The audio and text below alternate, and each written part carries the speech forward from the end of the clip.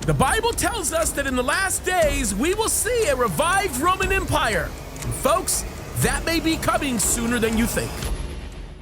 All right, folks, let's get into this. I have to just say this. Anytime I see stories like this come up, it always gets my attention, and I spend a lot of time looking into it because I know what it actually may result in. I know what it may mean, and I can tell you this, beyond a shadow of a doubt, when you look at stuff like this, you have to do a bit of a second take, because what we are looking at here may very well be signs that we are rushing towards what the Bible tells us is, in essence, a revived Roman Empire. Now, when you look at the book of Daniel, you will see evidence that this is around the corner when we are in the last days. We see pictures of this created for us on a whole bunch of fronts, and it is not very difficult when you study Bible prophecy to know that we are going to look at what will, in essence, be a revived Roman Empire. Now, the way we think this is going to happen, based on what we read in the book of Revelation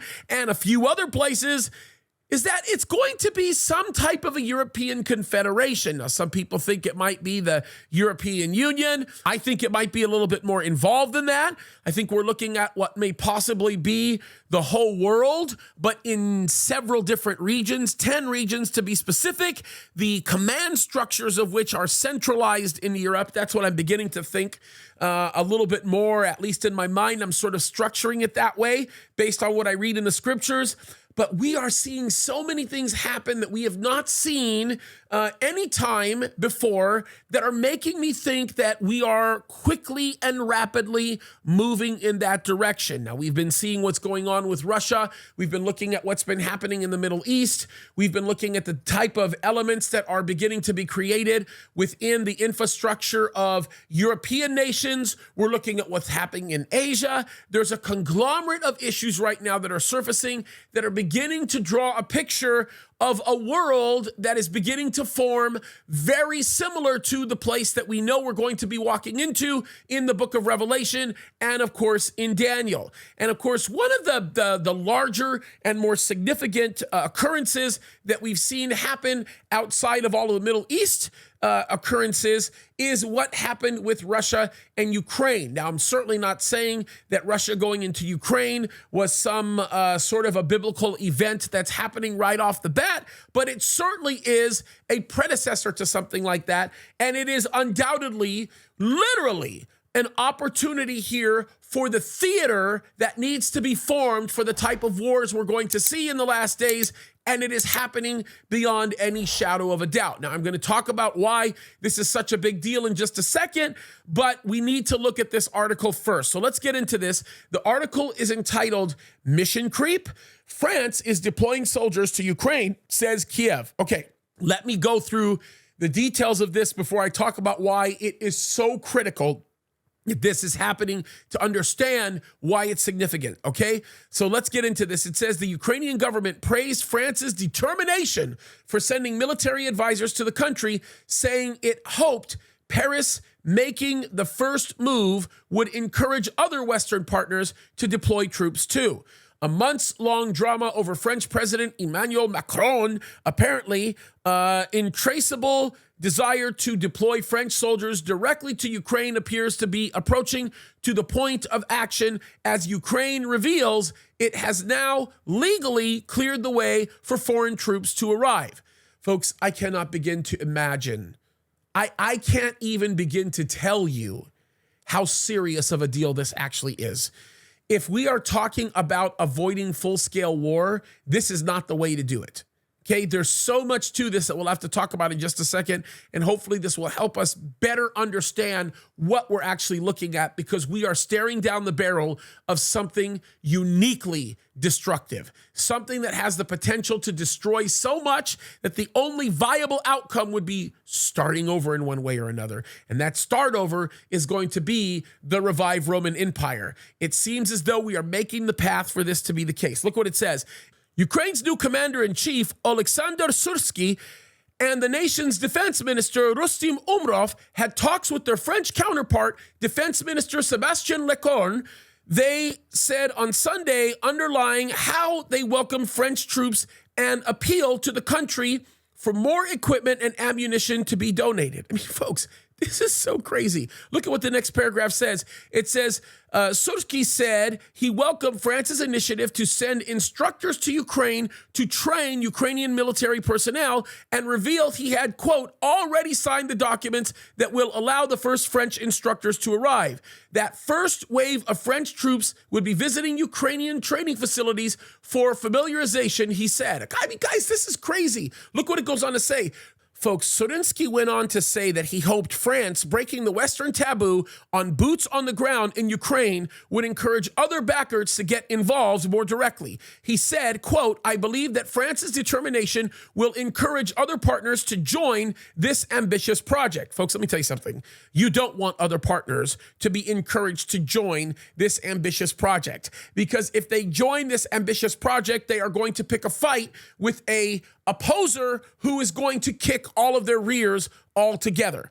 It goes on to say the timing is unclear, not least because shortly after the statement, Ukraine's defense ministry appeared to offer a soft clarification saying, quote, starting from February 2024, Ukraine expressed interest in the prospect of receiving foreign instructors in Ukraine. As of now, we are still in discussions with France and other countries on this issue. So my guess is what happened was when they started talking about this and they let this slip on purpose, I would assume, France just basically said, hey, you better calm down, because very likely they have not come to an agreement with NATO on how they are going to handle going into Ukraine, because doing this could very much put all of the NATO nations in a massive, massive loophole of problems. Look what it goes on to say. It says, indeed, Defense Minister Umerov said of his part of the conversation that he had urged France to send instructors quickly, implying no concrete timeline had been decided. On other matters, particularly appealing to France to send more weapons, Umerov said, strengthening our combat units is essential to repel current attacks and deter potential offenses. We discussed the need for armored vehicles, artillery, air defense, and ammunition. I emphasize the importance of quick delivery of weapons, which of course is the same line that Zelensky has been talking about for a long time. It is nothing new. Look what this goes on to say. It says France's defense ministry responded to the statement, confirming that it was a project being worked on, but without absolutely saying it was going ahead immediately. Reuters reported them as having said, as already mentioned, this is the quote, as already mentioned several times, training on Ukrainian soil is one of the projects discussed since the conference on support for Ukraine convened by the President of the Republic on February the 26th. Like all the projects discussed at that time, this track continues to be the subject of work with Ukrainians, in particular to understand their exact needs. It goes on to say a watchword of Western military assistance has been support without escalation, which saw donations limited by some states in the early days of the second invasion, limited to sundries like ration packs and helmets, but not weapons. That position has been slowly ground down, with governments talking themselves into supplying advanced missiles, main battle tanks, and now even jet fighters to Ukraine, each of which was once considered a red line, which, folks, we talked about this, right? These fighter jets are beginning to be delivered to Ukraine, and this whole thing is just absolutely ridiculous. Let me read the next paragraph, because this will launch into what I need to say so that you can better understand why all of this is forming. It says, as reported in February, Macron said sending soldiers to Ukraine could not be ruled out, and that we must do whatever we can to obtain our objective. The revelation was triggered by Slovak Prime Minister Robert Fico claiming that NATO leaders were already discussing such plans in private, and that he had seen a restricted NATO document which sends shivers down your spine. Okay, folks, let me tell you what's happening here, because what's taking place is not a good situation. NATO is the main problem here, and I want to bring myself into a very definitive understanding for you, or a discussion with you, so that you can have a definitive understanding over what the real issue is.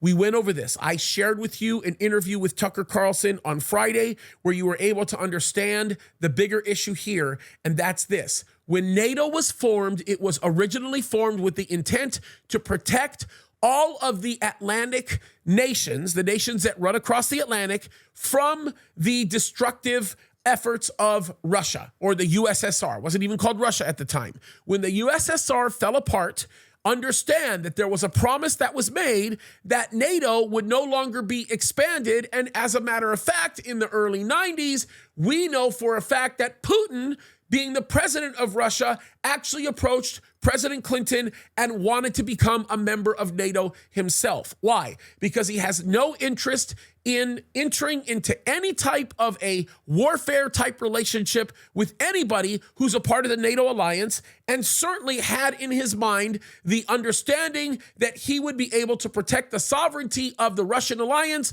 by being able to preserve where they stand with not only Ukraine, but other nations that surround it.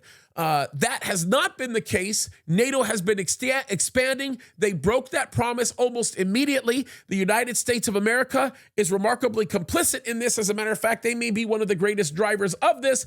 And the result of the actions of the United States of America, as well as a few other very complicit nations, caused the Russian president to do what he did with his troops a couple of years ago when they entered into Ukraine. We created that situation. It was nobody else. And when that happened, then that gave license to the United States to sort of look just in what they did, and they sanctioned Russia. And of course, by sanctioning Russia, what ended up happening was they made Russia's position even stronger, and they made most of Europe weaker. Now, as Europe has become a lot weaker from a few years ago, they are beginning to act in desperation because their needs are not being met, especially when we start talking about energy consumption, specifically natural gas and oil. They are beginning to panic, and in their panic, they are beginning to make some very, very bad decisions. Here's one great example of this. They all know beyond a reasonable doubt, beyond any shadow of a doubt, that they're not going to be able to win this war with Russia.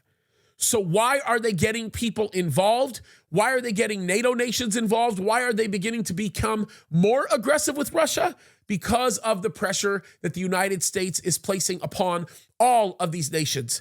Understand the fact that this is going to backfire. The reason why we know this is going to backfire is because we read in the Bible when Ezekiel 38 takes place, there's not going to be any superpowers. There will be no nations that will be willing to stand up to Russia, and that is an absolute fact. So what becomes even more scary or a little bit more distraughtful is that we are beginning to see that very destabilization taking place, especially in Europe. The United States of America is going to become inconsequential as it is. We are accelerating that path of inconsequentiality. We know that that's going to end up happening. But as Europe begins to destabilize, the only viable solution for Europe will be the restructuring of not only their command structures, but the restructuring of their economic structures and the restructuring of anything that relates to how they run government organizations. And what's going to take place is they are going to assemble into super states, and they will become the leaders that determine what the interests of the rest of the world will end up being. Eventually, I think they will organize to the point where they will, for the sake of their own security, they will be willing to give up or capitulate to their powers to somebody else to be able to run their own nations. Their own sovereignty won't even matter. They don't care about sovereignty if they know they can establish security. And as a result, they're going to assemble together as groups or segments where they will have, in essence, for lack of a better term, 10 separate states, and we're going to be talking about 10 separate rulers. And even then, they're going to find out very, very quickly that that will not be enough. And what's going to end up happening is they are going to give their power to one person. We know that that person is the Antichrist. The Bible actually tells us what's going to end up happening when the Antichrist takes that power and does what he does per Revelation 13. What is he going to end up doing? He is going to set himself up in the temple. He is going to demand to be worshiped. Daniel 9 tells us about this. This is what is termed as the abomination that causes desolate. And we also know that as a direct result of all of this, the world will, in essence, completely change. We know that this will be the beginning point that sets off a course of judgment that God brings upon the earth that will completely set everything back in order. And then we know at the end of the tribulation period, Christ will return. As he does, we will enter into a millennial period, which of course we know exactly what's going to happen with all of that. And all of this in the meantime is taking place right now. The things that we're seeing, they're going to drive us into this arena. Now, what does that mean in terms of time? People ask me this all the time. What's the timeline, James? It looks like we're there. It looks like we're even beginning to see the formation of what might be Revelation chapter 6. That can't happen until we get raptured. But people ask me all the time, James, when is this going to happen? And my answer to this is clear. It's definitive. If you want to know the timeline, it's really simple. I don't know. I can't possibly know. The Bible tells us that nobody's going to know the day or the hour of the second coming of Christ. If we're not going to know the day or the hour of the second coming of Christ, how in the world are we going to know the day or the hour of the rapture? And people tell me all the time, well, aren't you going to know the exact day and the hour of the second coming of Christ if you can, pinpoint a definitive time marker? Like, for example, the demarcation of the beginning of the last 3.5 years would be when the Antichrist sets himself up in the temple and demands to be worshiped. Well, the problem with that is, when did he actually do that? Did he do that the very moment that he told the whole world it was going to happen? Or did he do it a month prior when he walked into the temple privately and decided in his heart he was going to do it? The point is this, we're not going to know. But we do know that the generation that sees the abomination that causes desolate, that's what Jesus says in Matthew 24, will be that fig tree generation. They will be the generation that will see the second coming of Christ. The good news is we won't be that generation because we will have already been raptured. My point behind all of this is you can't help but to look at all of the things that are happening right now and know that we are quickly coming to that place in the world where we know we're going to be at an end. Now, why is this such an important thing for us to know? Well, it's important to know because God is sovereign. He's on the throne. He tells us that these things are going to happen because he wants us to be aware of each and every single one of those details. And that's a very, very critical thing. But here's the other thing you should know, and this is really, really critical that you understand this. You should know beyond a shadow of a doubt that because God knew what was coming and because he understands what's happening, we've got nothing other than hope because God is on the throne and he's doing great things. And folks, we should be excited about that because the best is yet to come. It's awesome. Get ready because we are headed towards an incredible time. God bless you guys.